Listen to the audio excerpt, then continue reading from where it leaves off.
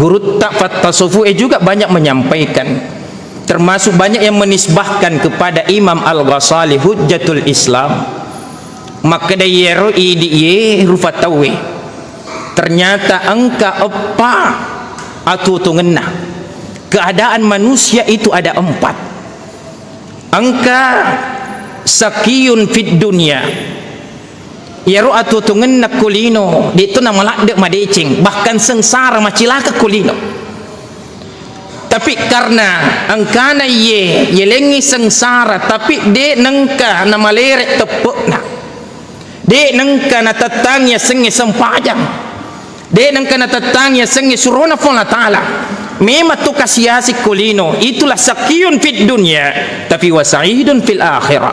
Tuli angka mutoi matuk lolongan ni akhirae kebahagiaan nasabak riga ongkana mancaji tu kasiasi kulino andre tasidapi nekia de nama lerek tepuk na bahkan menenungangi terusi perintah na Allah Ta'ala. Maka golongan yang seperti ini sakiyun fit dunya memang kulino macilaka, tapi manessa salamakenna ku akhirat nasaba nafigo mutisrona Allah Ta'ala dalam kehidupan dan ujian yang bertubi-tubi, tapi dia tetap istiqamah menjalankan perintah Allah Subhanahu wa Ta'ala. Yang kedua, keadaan manusia yang kedua, ada sa'idun fid dunya wa saqiyun fil akhirah.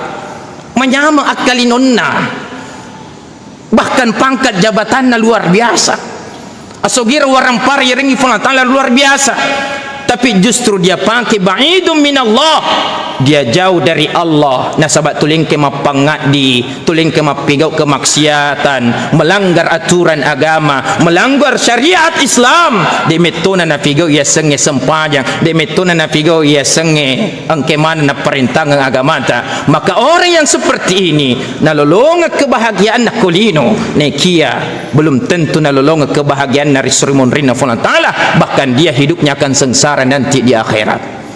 Golongan yang ketiga atau keadaan orang yang ketiga, ada orang sakiyun fid dunya wa sakiyun fil akhirah.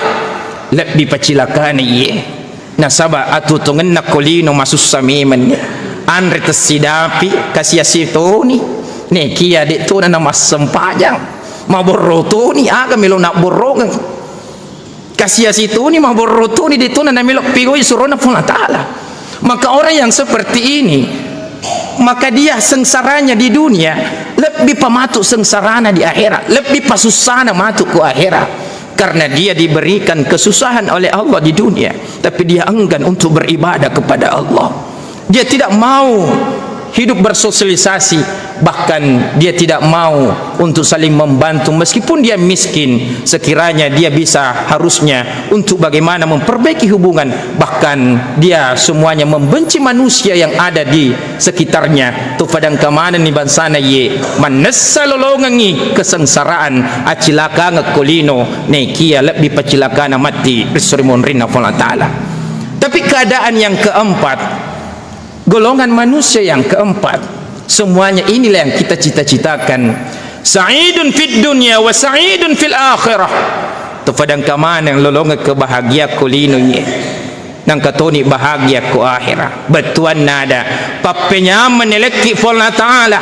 Alhamdulillah angkana bola tudangetta, angkana kendaraata, anana emat tuju, angkatona makiwasile toni waram paratta galutta dan lain sebagainya waletta nekia tuli angka mutoki marepper Allah Ta'ala de nakurangi fakasyatta Allah Ta'ala, bahkan kita jauh lebih dekat dengan Allah. Nasaba angkana waram farang ipake menre umrah, ipake beribadah haji, dipakai untuk bersedekah berimpak, kita bantu orang lain.